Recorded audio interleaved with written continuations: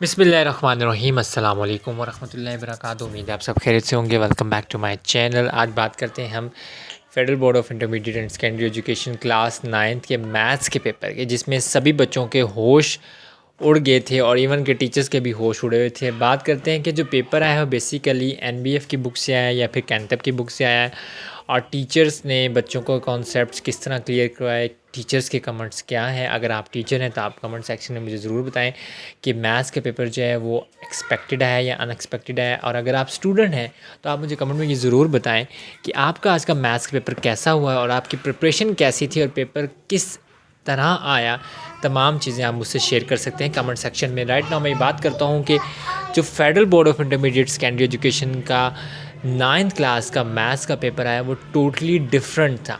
As per practice जिस तरह teachers ने बच्चों को इम्पॉर्टेंट क्वेश्चंस पे फोकस करवाया था, उस तरह का पेपर एज़ यूजुअल आया नहीं। सारा अनइम्पॉर्टेंट क्वेश्चन ही आए हैं, यानी एग्ज़ामिनर ने सारे अनइम्पॉर्टेंट क्वेश्चंस को पेपर में दे दिया और बच्चों ने उनको प्रॉपर्ली किया भी नहीं।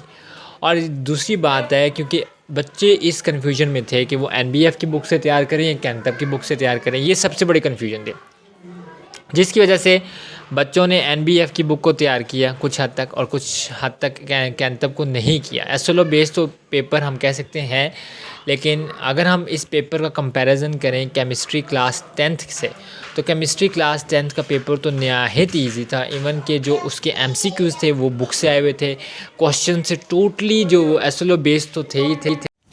जबकि हम बात करते थे कि अगर हम केमिस्ट्री का पेपर देखें 10th क्लास का, तो वो बहुत इजी था, एसएलओ बेस्ड था, लेकिन वो इतना इजी था कि बच्चों ने आसानी से कैसे पिक किया। और जबकि एमसीक्यूज़ भी एसएलओ बेस्ड नहीं बुक में से। लेकिन आज जो मैथ्स का पेपर आया 9th क्लास का, वो नहायत ही डिफ़िकल्ट आया।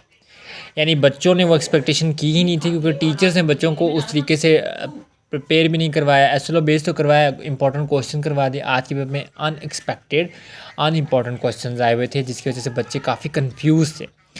तो एक पेपर बनाने वालों को ये चीज़ बात ज़हन में रखनी चाहिए कि तमाम बच्चे हाई क्वालिफाइड स्कूल से स्कूलिंग नहीं ले रहे थे। काफ़ी सारे बच्चे जो गवर्नमेंट स्कूल से भी पढ़ते हैं, ना वो कोई ट्यूशन लेते हैं। तो मुझे नहीं लगता कि आज के पेपर जो है वो इतना टफ़ होना चाहिए। लेकिन अगर फेडरल बोर्ड ने टफ़ बनाया है तो हम इस पे कोई भी कमेंट्स वगैरह तो नहीं कर सकते। आपको अगर कोई कमेंट्स करना है तो आप मुझे कमेंट सेक्शन में ज़रूर बताएं। अगर आप टीचर हैं या स्टूडेंट हैं तो प्लीज़ मुझसे शेयर करें कि आपकी राय क्या है। शुक्रिया, अल्लाह हाफ़िज़।